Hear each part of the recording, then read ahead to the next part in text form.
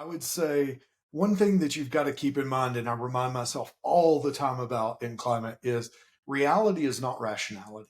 As someone who started my career on the more product side things, it's easy to think that things are rational out in the world, and that's not really the case. An example in climate is take fusion.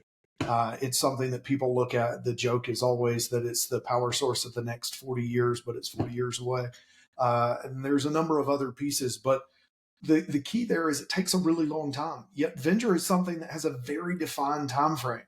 And so I will readily admit I've got a number of questions about how people are coming up with creative self-justification math to make that work.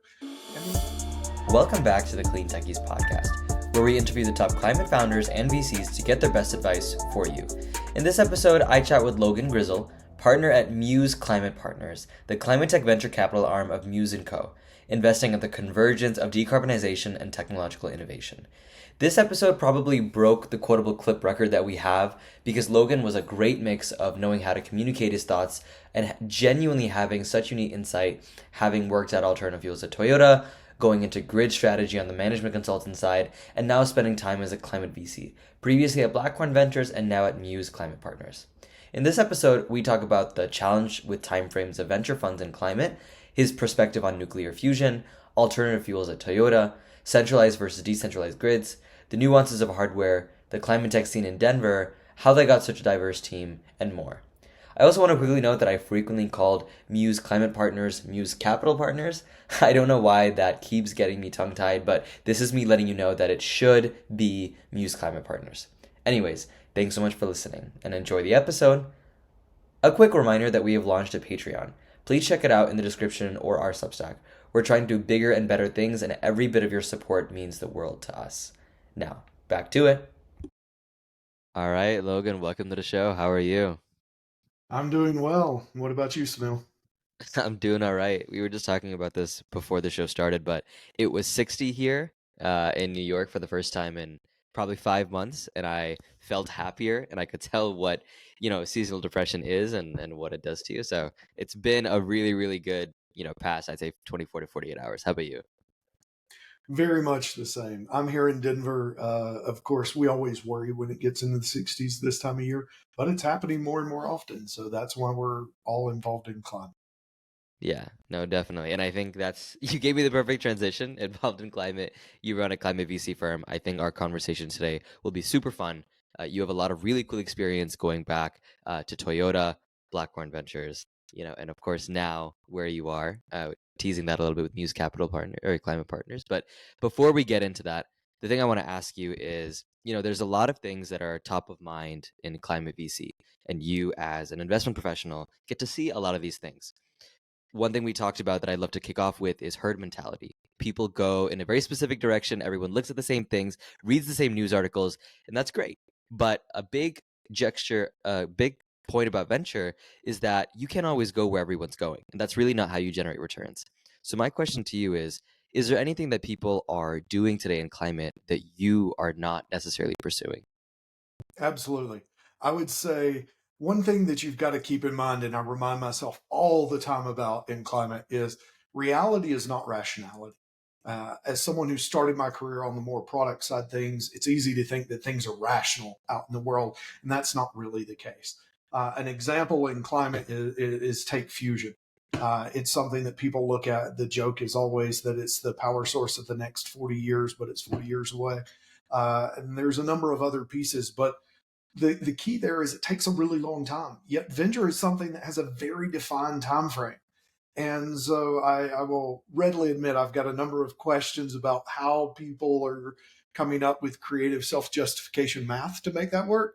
And there's also issues that you've just got to consider, like real go-to-market issues. Fusion generates over 10x the waste of fission, and we already have problems dealing with fission. So it's lower radioactivity waste, but you generate so much more of it. You've got to figure out how do you deal with that. It also generates a whole lot more neutrons, which means it's actually easier to make things like bomb grade material. Right now, that's not a problem because we don't have a whole lot of plants out there, but in the future, that's something you'll have to consider.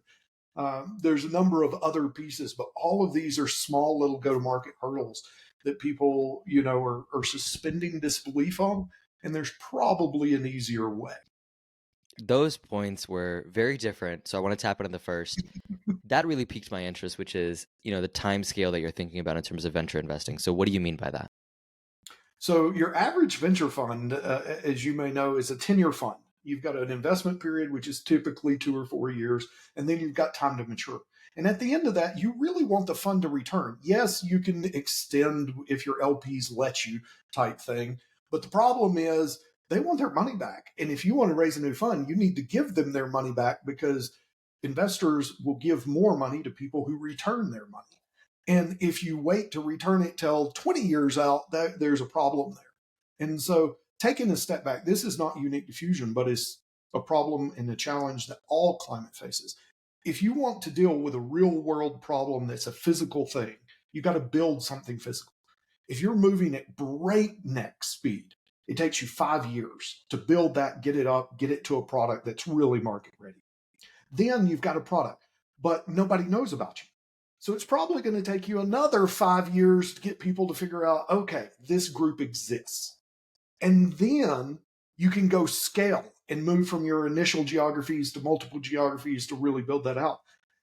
And that's just a bit of a hand waving piece, but that's 15 years. The problem is we're on a 10-year fund cycle.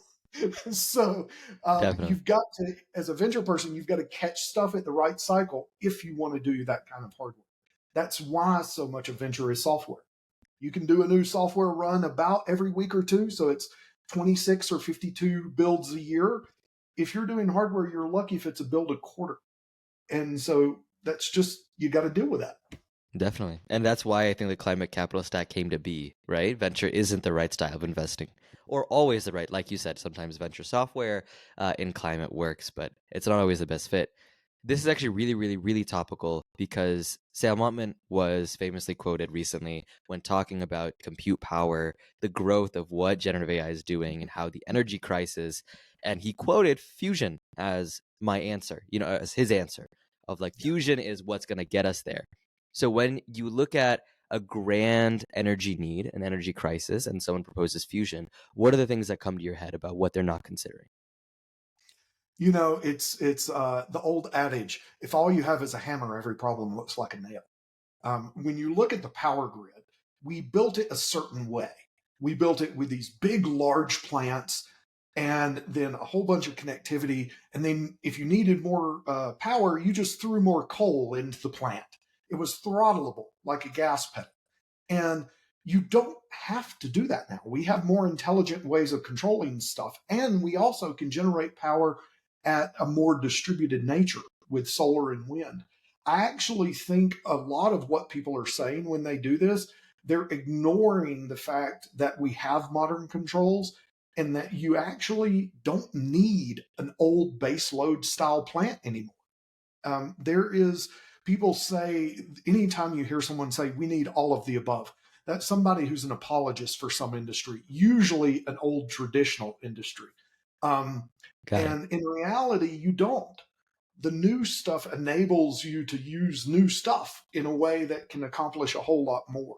And, you can dive into all that, but I spent a good portion of my career working with some folks on both sides of that coin. Yeah. There's a lot of opportunity to use new stuff to do things better than the old way. We are excited to announce that we have launched a Patreon. You can find this newly linked in our Substack and audio platform descriptions. We are both really just so grateful for each and every one of you and wanted to create a way to interact with you and for you to support us on our journey as we continue and try to talk to the best people doing amazing things in climate tech. We do all of this on the time we can muster outside of our day jobs, so any support means the world. Now, gushing over, back to the show. Definitely. And you obviously you're alluding to spending time in alternative fuels. I want to double tap on it. Is that sort of your experience at Toyota, working there, getting really involved in that area? Is that what you're talking about? Because I know you did some projects kind of similar to that. I mean, I did a lot while there. I got that was my intro. I got to work with basically anything that wasn't gas. That was kind of what alternate fuels ended up being. So I worked with batteries. I worked with plug-in hybrids. I worked with regular hybrids. I worked with fuel cells. And so that gave me a broad perspective of what could be done with what. and helped shape some of that. After that, I actually went to go do consulting though, and I worked with power utilities and I worked with them on energy efficiency, demand management, and also things like how to manage large loads, like what was coming with batteries and e-mobility. So worked on the other side of the coin there for a little bit too.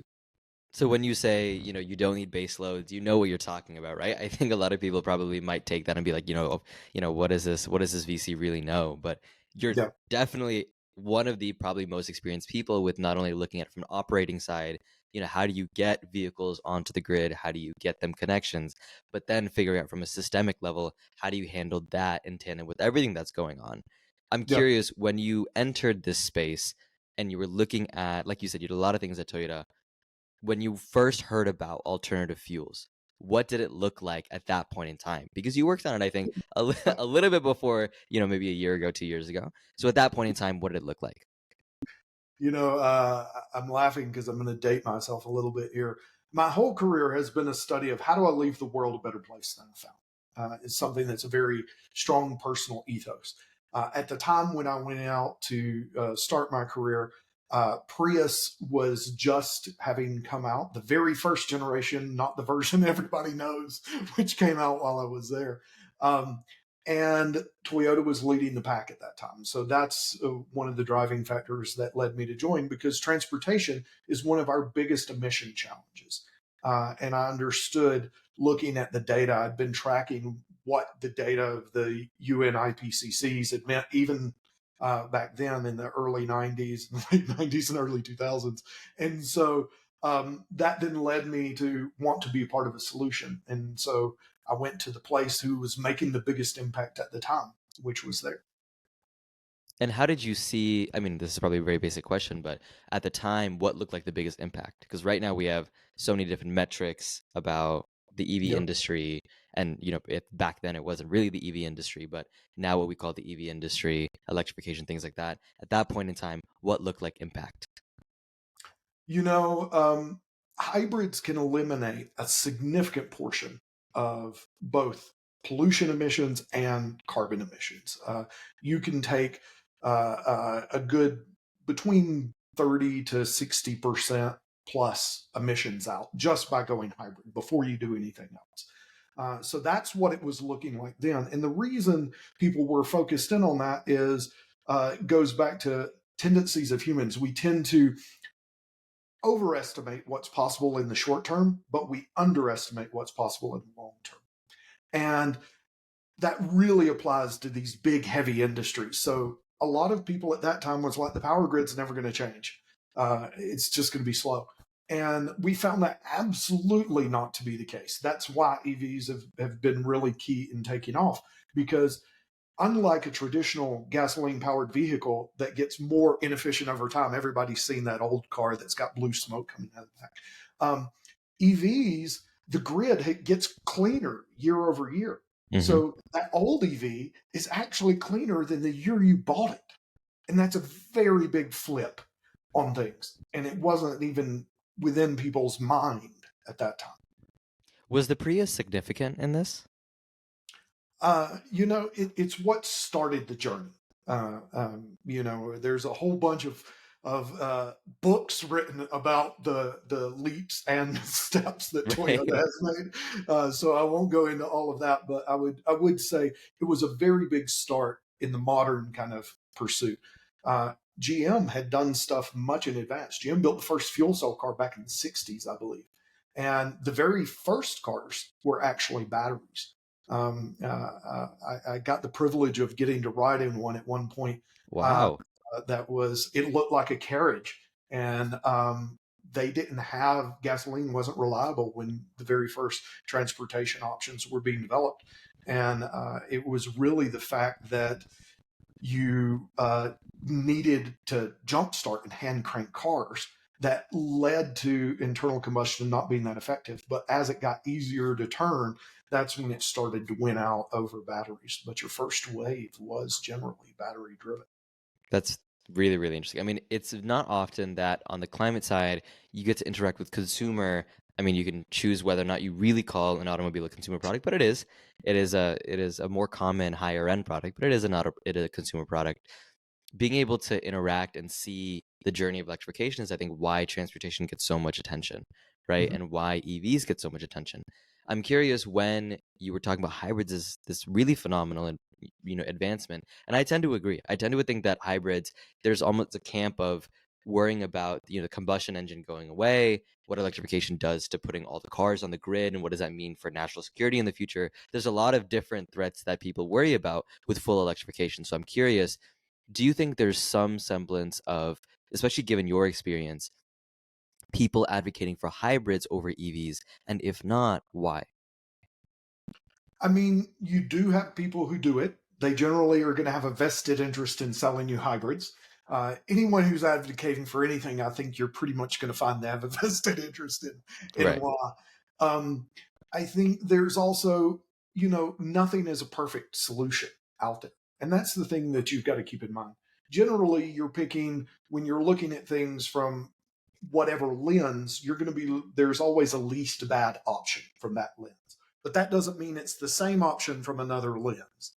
And that's why you get differences of opinion in how that is. Like national security, as you noted, that's generally because right now, all of our batteries are not made here. Right. Overwhelmingly, that supply chain is out of China. And we can build some stuff here. It's going to take some time to do it, though. So you're going to have some people who see that as a central focus. They're going to come to one conclusion. Then you're going to have other people who are like, I want clean air. And they may come to a different conclusion. Right. Um, and so really what you've got to decide is, as you as an individual or you as an organization, what matters to you. And you've got to understand when people disagree with your position, where are they coming from? I think all too often these days we take things as it's my way or the highway rather than let me understand where you're coming from, because you may be rational. I just may Right. not understand where that's coming from. So, taking your advice, you as an individual, where does nearshoring and onshoring, especially I think in transportation and EVs, but broadly speaking, where does that fall in terms of how important it is in your diligence process and your investments? I think you've got to consider it. I invest in early stage though. So really, like, there's some aspect of near versus far, but really what I'm worried about is, can you hire the next 10 people and how good's your idea? And, Right. that's just the nature of investing at the very early stage where I invest. Like, I would love for you to get to a stage where that matters so much we have to focus on it. But you've got to earn your stripes there. Is really where it is. Now, that's not to say it's completely without risk. As we found out during COVID, a disrupted supply chain can have massive, Right. massive impacts. Um, and there's a whole nother piece of how can you manage that risk if you're in a physical goods manufacturing environment. Um, that's somewhat true no matter where you're at. And it's not a zero sum game. You can near shore, but you have your own challenges from that. We have generally a higher cost of energy, higher cost of labor. If that's not addressed, then your product is going to have a higher cost and Hmm. you're not going to make as much money. And at the end of the day, margin is how you have flexibility as a startup. If you don't have margin, you don't have flexibility, because that money can pay for you to change options and pivot. Right. If you have no money, that that's where you run into problems. So So, I'm curious, you'd say, this basically factors into, okay, unless it affects your bottom line, unless it affects your margin, focus on what you can focus on to get yourself to the next 10 employees, right? And grow yeah, your business. I mean, focus on what makes it work. Like, at the end of the day, my definition of a CEO is chief resource obtainer. I think CEO is a horrible. Hmm. People Right. look at CEOs as if they're some god font of wisdom. That's why you've got to go ask the CEO. And really, why you ask the CEO is because the CEO is the one who's on the line to get the resources to execute the plan. And they've got to be considering all of these trade offs. Where am I going to get the people, the products, and the personnel to push this through? And that's a challenge. Hey guys, we need your help with something. In order to better understand what you like most about the show, what you dislike, and how we can help you, please take 7 minutes to fill out our listener survey if you haven't already. It only takes about 7 minutes, but it will drastically improve our ability to give you the best content that you're looking for. Thanks for your help. Now back to the show. Yeah. You're egging me on here. I want to jump into how do you evaluate founders and CEOs, but I want to wrap up this topic really quickly. For me, I found it really, really interesting that you referred to fusion as something that people get the math wrong on. And I think that's a very good way of putting it because it's not that it doesn't work, just people don't have a great understanding of it. I'm curious in your purview, are there any other major things or areas where people are getting the napkin math wrong? I mean, if you take a step back and look at anything, and if it's not already at scale in the market today, then you're going to have to get through an information diffusion phase at a minimum, as I noted, before you get to scale. That in general is going to be 10 years in and of itself. So anything that doesn't hit that, you're probably going to be challenged for it to be at a target that you would love to have exit. Doesn't mean it's bad exit, but it's probably not your insane exit. Um, you see this all the time. If you were in the very earliest rounds of Tesla, you probably didn't make money if you exited 10 years after you invested. But if you waited a little bit and you got in say year 7 or 8 of Tesla, then you waited 10 years, you made mad money. So a lot of these things I just want to highlight. That doesn't mean just because they don't work now doesn't mean they don't work long term. But there is a timing element to it where things just got to get so far before you can expect that asymptotic growth that venture's predicated on. Is hydrogen in this information dissemination phase? Oh yeah, I did a lot of hydrogen work in a past life. Um, I think we've got a misalignment as a society on hydrogen. It is a solution in search of a problem right now, is what I would say. The problem is we focused on generating a ton of supply. All the US incentives are creating a lot of supply. What we haven't worked on is demand. And there's other countries in the world who have flipped that and they're working on the demand side Mm-hmm. a little bit more. Um, and so we are going to have a lot of supply. The problem is on the demand side, anyone who already uses hydrogen generally already has a source. And that source, while it's not green because it's generally fossil, um, it's cheap because they paid for all the infrastructure to make it decades ago. And so it's very, very hard for something new to compete with something that's dirt cheap and already paid for Mm-hmm. decades ago. And what we really got to do is address that demand piece. I think it may be an option, but I don't think it is until another decade or two because of that mismatch. That's fascinating. So by just to clarify, by U.S. incentives, are you referring to the IRA and what that's done? Yeah, I mean, there's that. There's specifically some credits there, particularly for merchant hydrogen. There's also a few other places where you could make use of some money from like building infrastructure around hydrogen or facilities, particularly if you're making use of some of that. There was a series of bills that went through around the IRA. There was the IIJA. There was also another bill that was at that time. The sum total of those three bills is in general what I'm talking about when I say the incentives. The EU has their own, China has their own different approaches. Japan has a different approach Right. as well.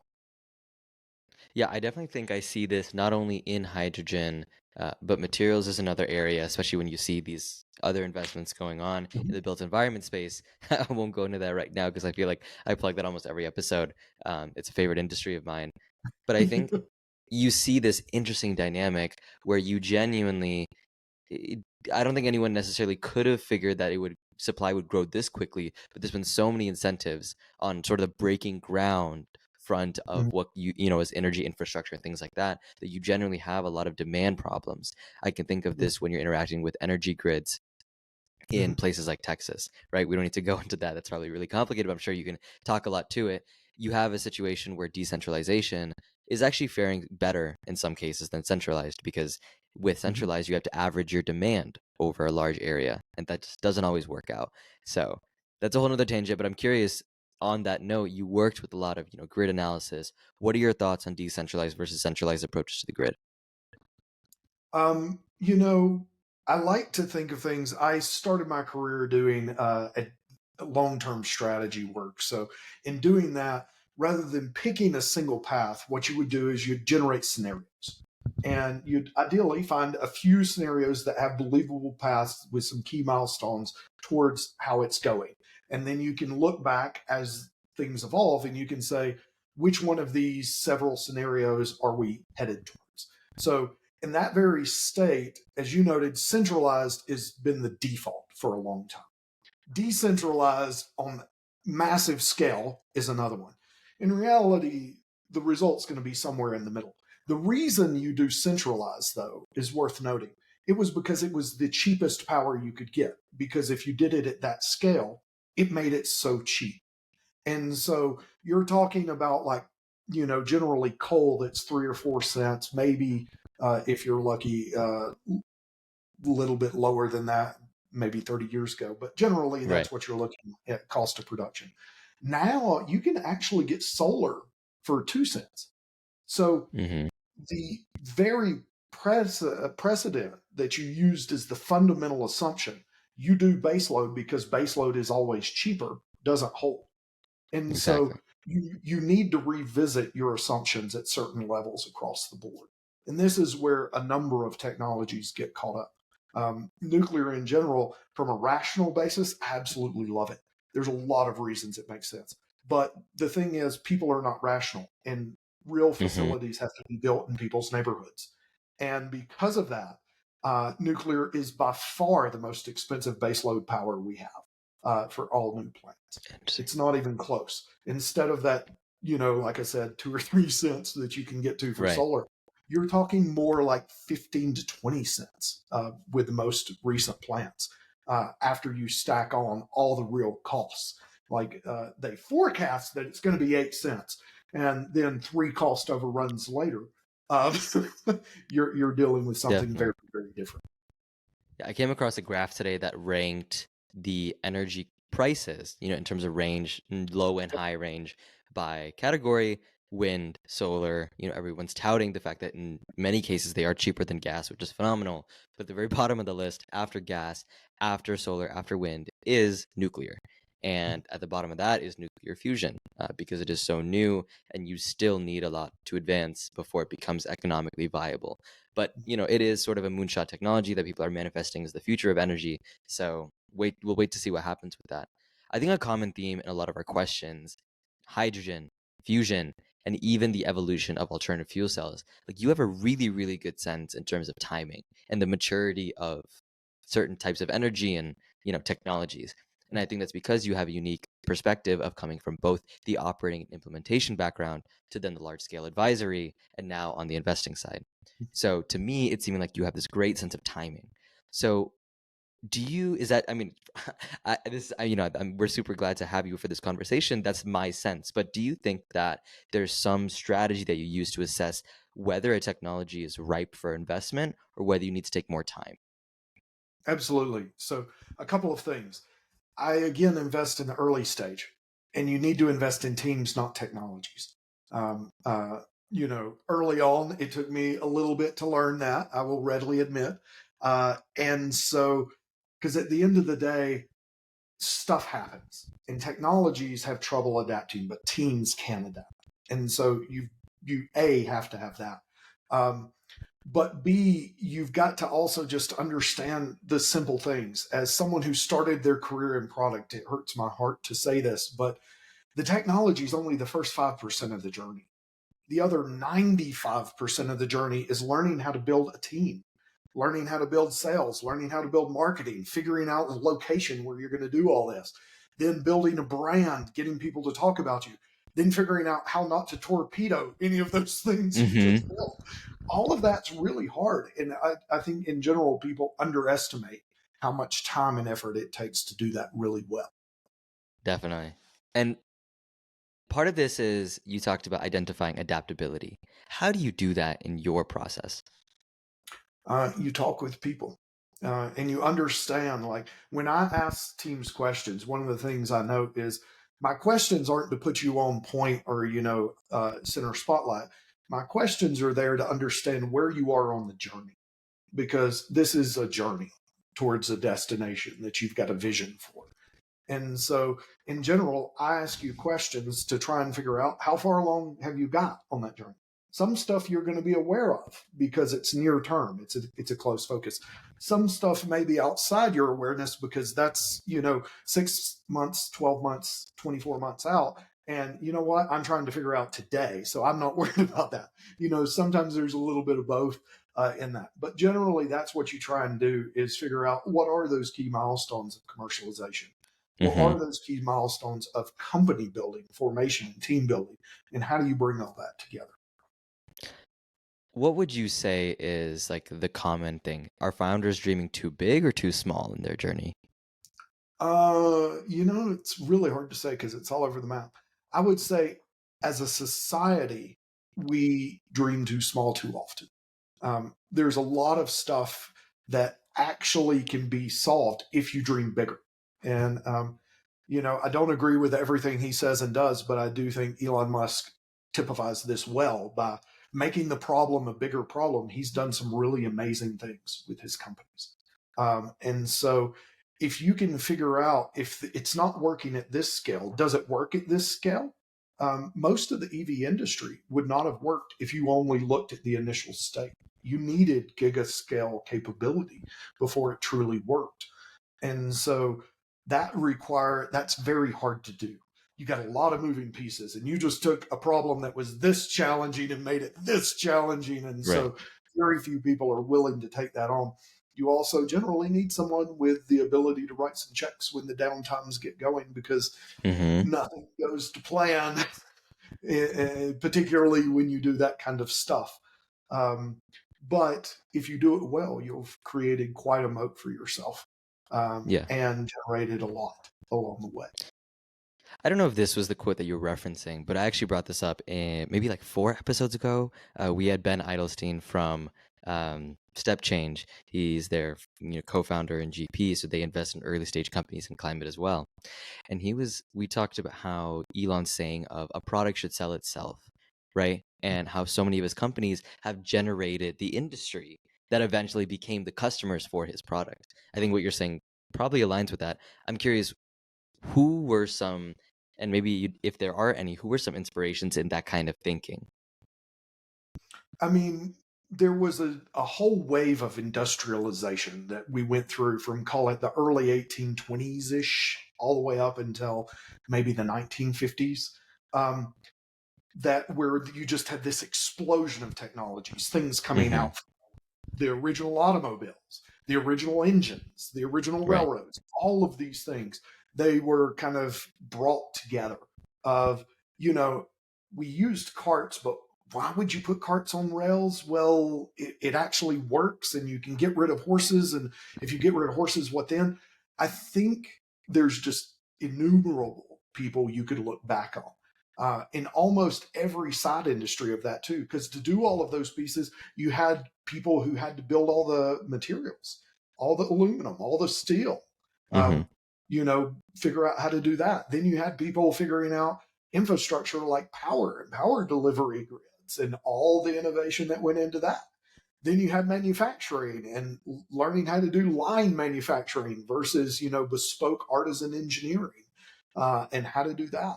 Then there was a whole education system to train people to do all this stuff that we Definitely.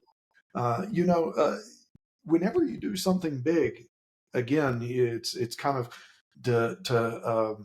as the quote goes, the journey of 1,000 miles starts with a single step. You may not know what that's going to be by the time you get there, but if you dream audaciously, what you can be assured of is you're going to be an interesting journey. Another, I've been keeping track in my mind of some of these quotes that you speak super well in quotes. I love that. I love seeing inspirational quotes and things that just make sense. We've been shining a lot of light on the industry, on climate tech in general, but I want to shine some light on your fund and what you do. So, just at a high level, what stage does MUUS Capital Partners invest? Or Climate Partners invest in? Absolutely. Um, you know, the stages don't mean a whole lot anymore, other than early. I would say Right. generally it makes more sense to talk about like check sizes and how that applies. Our fund tends to, we're a $50 million fund. We write 500K to 1.5 million as initial checks, which means we might could do some early things in seed all the way through to maybe some early things in A, and it Got it. makes sense on an ownership versus return basis. So early seed to early A. Do you lead rounds? We've led about a third or so of the companies that we've invested in. It's got to make sense. Like if you're really going to be a lead and take a board role, we're kind of believers that you're at a critical stage in the company's growth. So you need to make sure you've got time and resource to provide that focus. And so we're pretty judicious about that and balancing the opportunities that that creates versus the bandwidth that you've got to have to support. And speaking on bandwidth, that was actually the word I was going to use. Is it more based on your bandwidth or the opportunity and your alignment with that? Um, it's a little of both. It's either individually doesn't matter, but both must come together for it to be an opportunity. On our team has to have the bandwidth to take it on, but we also have to have the passion to want to put in that full commitment and time as well, because that's what's going to drive engagement, which drives hopefully success. Definitely. And do you invest in hardware? Yes, about 2/3 of our portfolio is hardware. About Wow. 1/3 software right now. And when you look at hardware investments, you end up, of course, dealing with probably the problem that you presented at the beginning, which is if you look at deep tech, you share a lot of difficulties there. Hardware, you're looking at potentially longer time horizons. I'm currently PM at a hardware company right now, so I get to see how that is so different from software. It When you is. first started looking at hardware investments, what were some of the most surprising things? It could be good. I mean, maybe some misconceptions that people have, but what has really surprised you about investing in hardware? I don't know about misconceptions because I didn't really come from this industry, as I noted earlier. So I kind of came in with my own experience base of why hardware was rational and worked. There's a lot of stuff. If you want to change the physical environment, you generally have to have a physical element to do the change. And so that's kind of where I land with it. Yeah. And I see that's why we see value in it, particularly as a climate focused fund. The climate is a physical problem. You're going to need physical solutions to solve this Yep. physical problem. That being said, it, there's there's different stages again that people go through. If you're doing the very first of a kind, that's hard to fit within a venture timeframe. Right. It's not impossible, but it's hard. Generally, want to see things that have mostly off the shelf are already done and need a nuanced improvement. If you're going to change the climate, if we have to wait till you solve, world creation problems like fusion, then we are going to be in trouble. What you need to do is improve the efficiency of absolutely everything.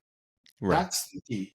And if you improve the efficiency of everything, we'll use less energy, which means we'll be starting strongly on the path to addressing the problem.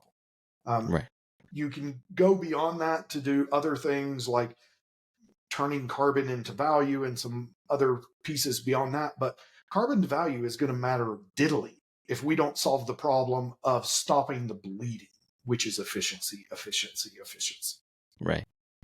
And we talked like before this on our prep call, and you brought up validating hardware, and that's a super, super important thing to use. So I'll just pose the question to you again. How do you validate hardware? There's a number of different ways to go about doing it, but looking at the level of problem that it's solving is one thing, and what's the state of solution is another.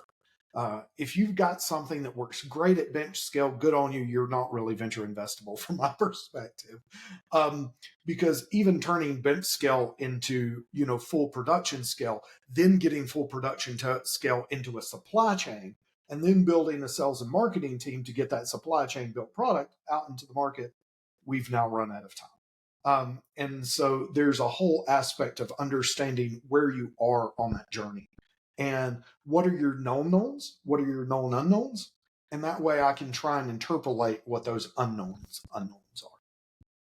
So would you say that part of your job as an early stage VC investing hardware is to educate founders on the unknowns, or are you looking for the founders that know them pretty well?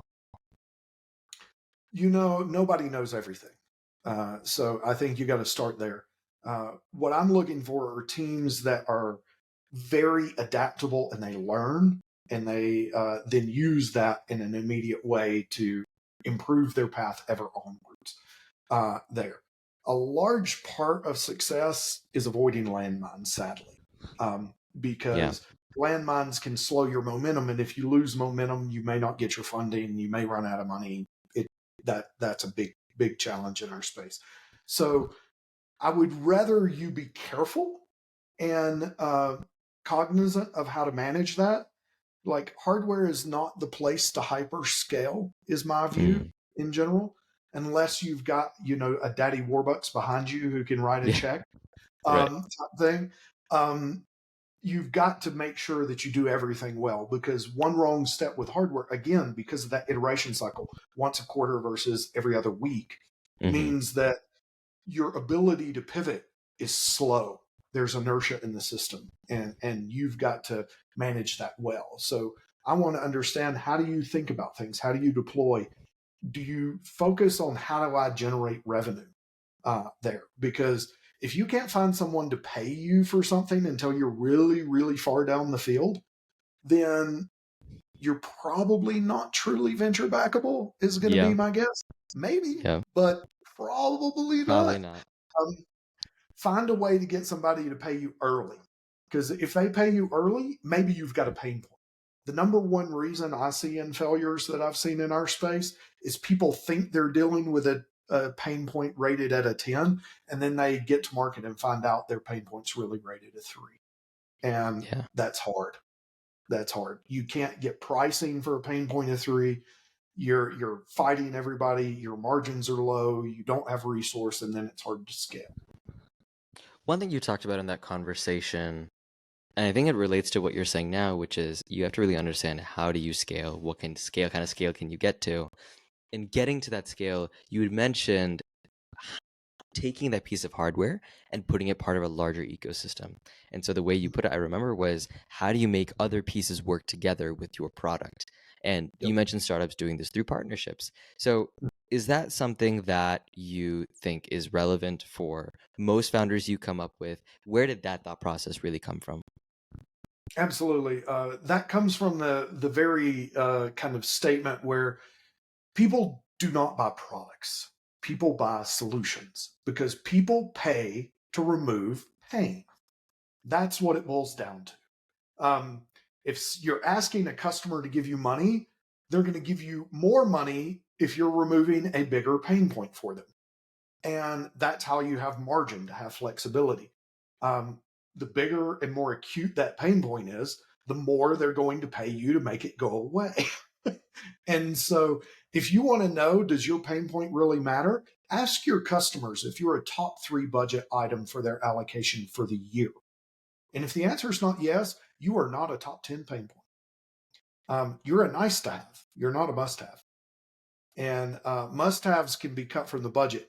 Nice to haves can't, or must haves can't. Nice to haves can't. Yeah, no, totally. And especially in this environment, I mean, that was the thing that a lot of people reckoned with higher interest rates, lower spending, less capital just available in general. If your technology wasn't crucial to some of these businesses, you felt it. And I Yep. think that, thankfully, I mean, you look at climate, later stage definitely got hit. The stage where you invest, things are still relatively healthy. But what would the world have looked like if that hadn't happened? Who knows? But I think any founder who was prepared for that definitely did better than the ones who weren't. Um, One thing I want to pivot to, just quickly touch on that, because honestly, time has been flying. So I want to touch on a couple of other things. You are based in Denver, and I think that is a very cool place for climate tech. One of the people I work with, Dania at Elemental, is based in Colorado as well. Super cool place. I could hear so many stories. What is the Denver climate scene like? It's broad and diverse. There's a lot of natural embedded elements because you've got the National Renewable Energy Lab is out here in Golden, which of course has a very clear focus generally on things that relate to climate. Boulder has been one of the leading cities in not only the U.S. but the world focused on energy and environment. And so there's a whole cohort of people around that. That's a city in kind of northwestern Denver suburb area.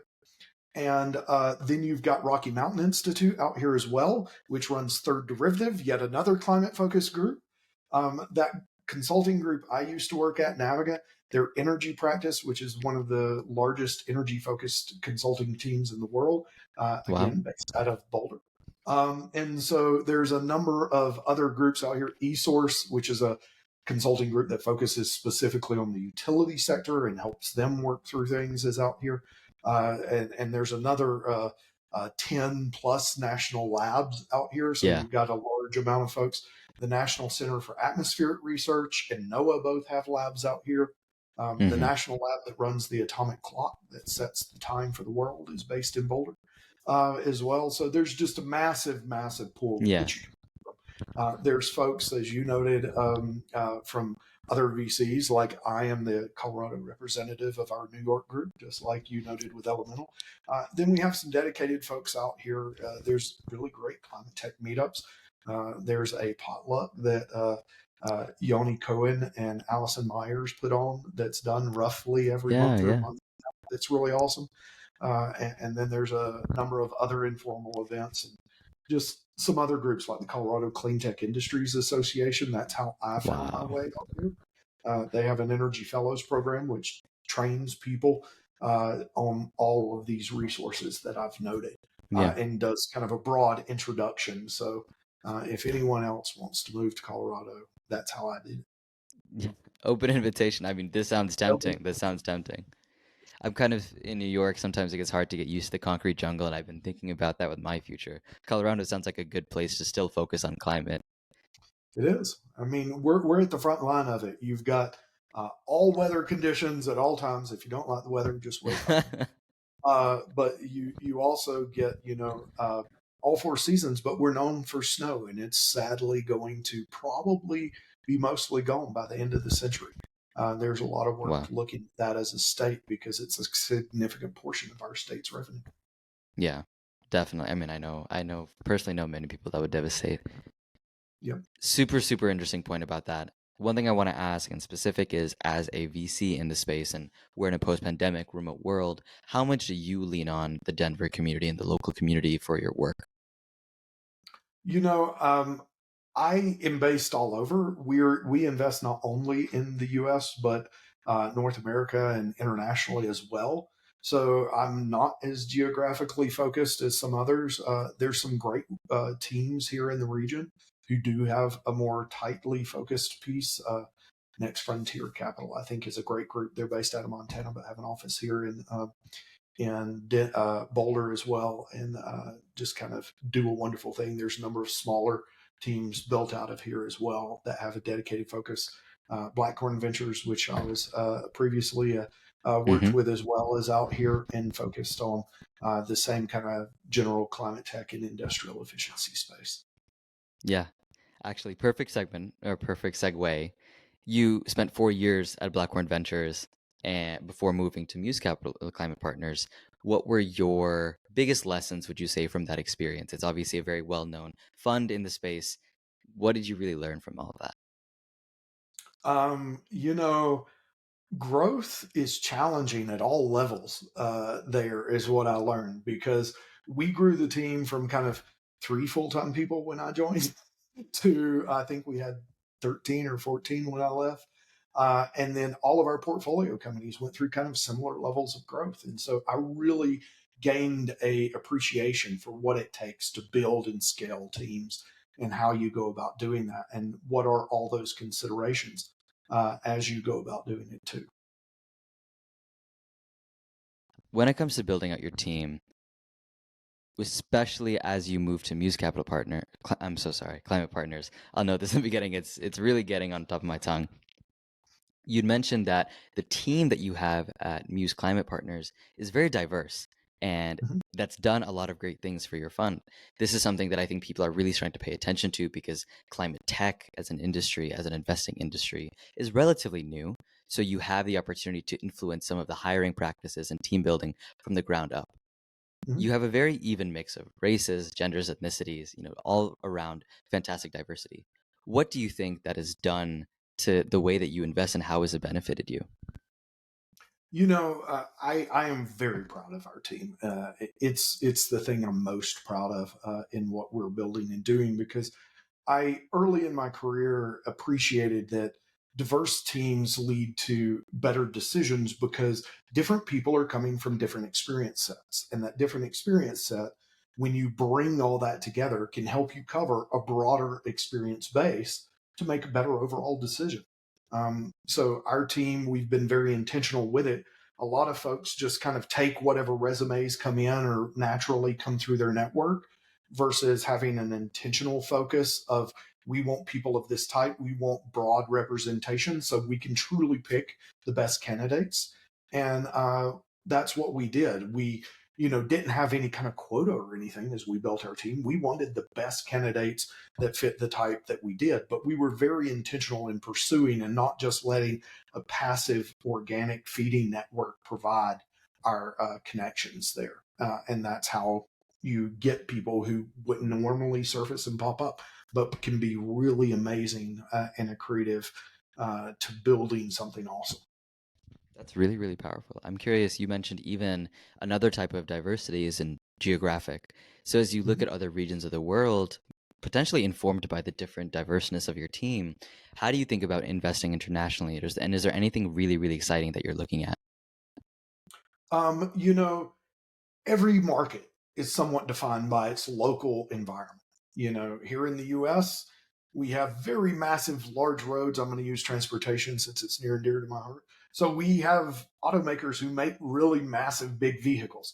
You go to places like Europe where the roads are small because they were made before vehicles existed, and you end up with a very different skill set in those automakers. You go to Japan where they have very limited natural resources, and you end up with a focus on efficiency. So people are defined by their geography.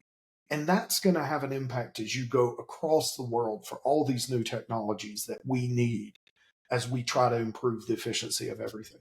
Um, to me, that is one of the key aspects of why climate is so interesting, because we are going through, and if you truly improve the efficiency of everything, this is the biggest capital investment of the last 200 years, because you have to change out almost every aspect of our society. That's a massive, massive amount of growth. When Western societies in general are dealing with demographic collapse and all these other challenges and questions about where do you go to grow, well, you don't have to expand geographically like we used to go for city sprawl. Now you can grow just by these organic replacements of the inefficient with the efficient. And there's certain areas of the world that are just going to be better at it because of their geopolitics. If you really want to succeed in a certain area, go to the hardest area that you can find and survive there. If you can survive there, you can probably survive anywhere. If you only go to where it's easy, you may find some niche success, but you're going to have trouble expanding everywhere. Yeah, that's got me excited. Let's fight the hard fight. Let's do the hard work, right? I think that's the ethos that is necessary for founders, especially in the first of a kind FOAK space. It's not easy, and there's no precedent for most of the things that we're doing now. But the way that you put it, which is this is an opportunity to reinvent the wheel, to color the wheel green. I think this is a once in a generation, maybe once in a Several humankind things. opportunity to do something. Yeah, yeah, exactly. As we round out, I got to learn some really cool things about you. Before we get into probably the more advice and takeaway oriented section, I read that you love audiobooks. And, I think audiobooks and podcasts, shameless plug here, amazing way to digest content. What are two of your favorite audiobook recommendations for the audience? So I'm laughing because I will reveal a bit here. Most people are probably thinking I'm gonna say some nice business related thing, but I enjoy my audiobooks as my guilty pleasure, and I used to get a whole lot more time to play video games than I do now. So lately, I'm on a lit RPG kick, and so I really enjoy those. And there's a series, He Who Fights with Monsters, that I think the narrator and the author just do an amazing job with. There's 10 books in the series. The other one I would do is Brandon Sanderson, who was kind of an heir to Robert Jordan. The person who did Wheel of Time has several series that I absolutely love that he's done, because he just builds these massive epic worlds that are amazing. And they, again, convince you to dream big. And he gets into such detail that you see how things come together in this entirely new environment. And I like to take a step back and look at things from a different perspective. I would 100% relate to what you're saying. I think it's pretty cool because I think a lot of other VCs also like fiction books, and maybe it has something to do with creativity and, thinking outside the box. But, Silas and I run a climate tech podcast, and I love listening to, a number of other ones. Catalyst is one, of course, some of the other podcasts that we've had on the show. But at some point, I just want to sort of decompress and listen to something different and something that I wouldn't do on a day-to-day basis anyway. So I definitely relate to that and appreciate those recommendations. As we close out, I want to ask you, we've talked a lot about founders, a lot about how founders can really stand out. And so to get that specifically here, what are 3 things founders can do to impress you? I would say the number one thing is be the master of your narrative. Everything you do contributes to your narrative, both personally, professionally, and as a company. And always be cognizant of that and figure out how you can tie all these pieces together so that it tells the story not only of you, but why this opportunity is a passion point for you and why that's going to succeed. So there's a whole aspect of that that I think people just really need to be able to own and do. As someone who is a little bit introverted myself, as you may can tell, me focusing on video games. But that was hard for me early in my career. I wish I would have learned that earlier, is just, engage, tell the story. And that will make a huge difference. The other key piece there, I would say, is tell the story of what you don't have. So many people are focused on, I'm only going to say this because this is positive. And I would say one of the things that impresses me more is when I see an org chart that has a whole bunch of empties in it, because the team knows who they need to hire next.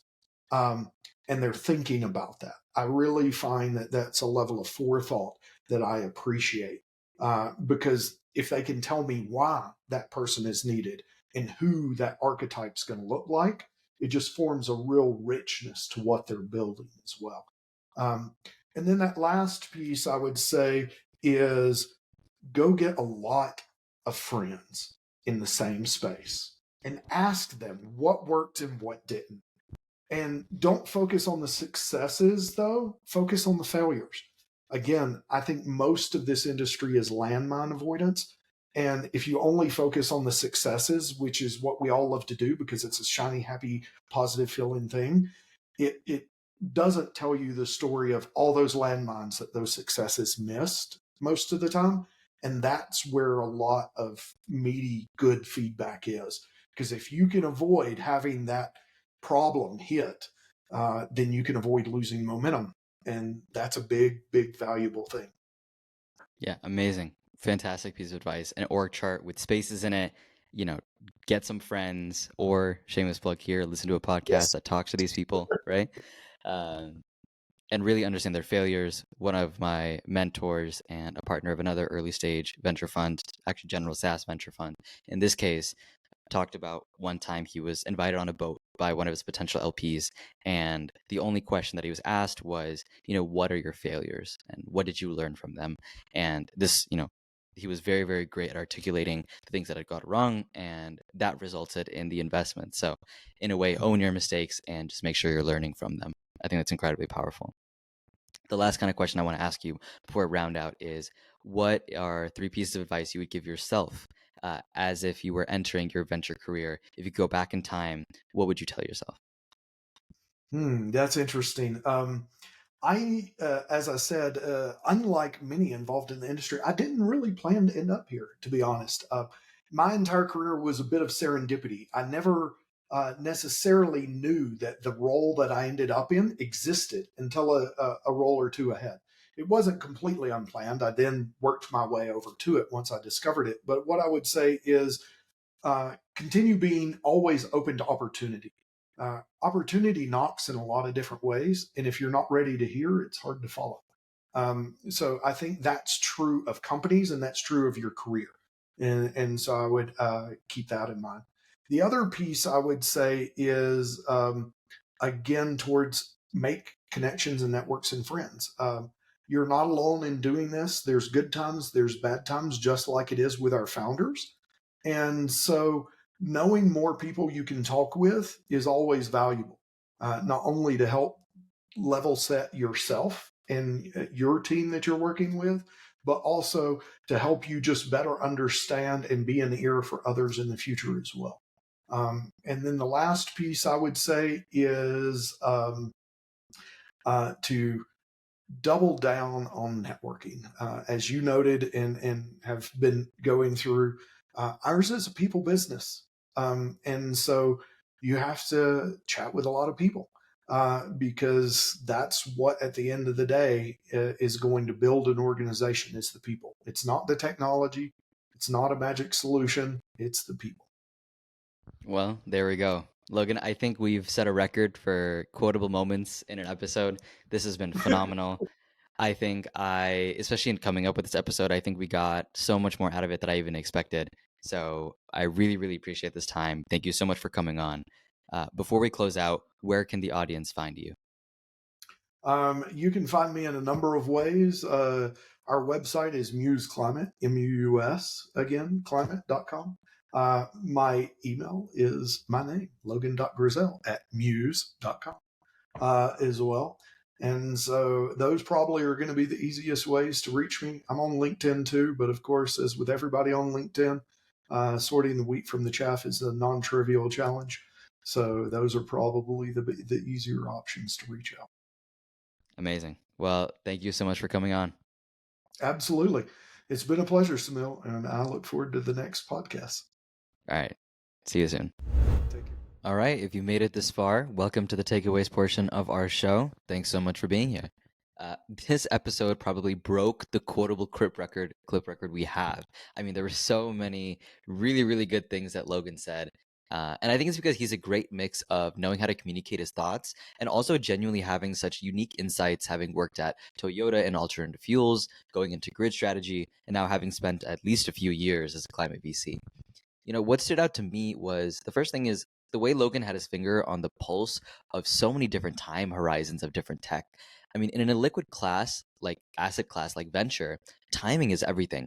I mean, in general SaaS, you can see VCs quoting that the timing of an investment is oftentimes the most important thing about an investment is when you actually invest in the technology.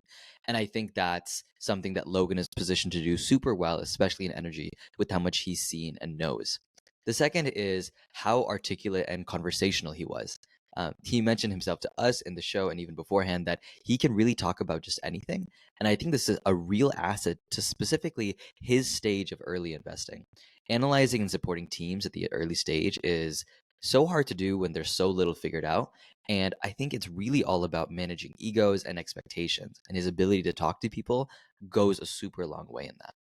Lastly, I wanted to point out a more niche and quick point, but the way he changed my question about the stage that he invested to be more about the stage of the technology itself. I think this is something that climate VC should do way more often because I think it's more relevant, especially in climate, because a seed for a climate software and a seed round for a low carbon cement look completely different. And especially with the climate capital stack and how chaotic it is, I really think more VCs should start referring to it in this way. I had a bunch of takeaways, but those were the main ones I wanted to point out. Yeah, those are all really quite fascinating. And for this episode, I ended up actually sitting in the background taking notes with producer Alex, which was the first time I've done this. And since I didn't have to worry about asking the next question or kind of tying things together, it was really nice to just soak in what he was saying. That said, he said a lot of things that I thought were just kind of mind bending and I really liked. The three things I'm going to focus on, however, are on talent because he did say quite a number of things on that. So the first one is, I think my favorite is, he said technology is about 5% of the problem and people and building the company is the other 95%. This is something, it seems a little bit extreme and not many people have put it in that way, but it just, I really liked it. Right? I'm a really big fan of the talent space broadly. So that was the first one. Second was how they focus on going out proactively to find top talent rather than letting their natural reach of applicants kind of be the extent of their search. And this was in response to how they kind of build a diverse team. And I think it's extremely important to point this out. I mean, as a headhunter, it kind of hits home because there's a lot of climate tech companies right now who are just limiting who they consider to whoever applies to the job and maybe doing a little bit of outreach here and there. Obviously, I'm biased, but I do believe there's a lot of kind of missed opportunities with getting the right talent or at least a better mixture of people if you were to go out proactively. And this is only happening right now because of how many people, especially in tech, have been laid off and are looking to get into climate. It won't last forever, but that's something I really resonated with me because I don't see a lot of people doing that now. The final point was I really liked what he talked about when he said what does he like to see, and he said something about how founders will sometimes put together an org chart with missing slots, and that idea of being proactive was that just stands out to him as the founders are looking towards the future. And I just really like that. There's a lot of other things that I could bring up, but specifically because I love this talent in general, I wanted to highlight those things because I thought those really, really resonated with me. All right. Thanks so much, everyone, for listening, and see you next time.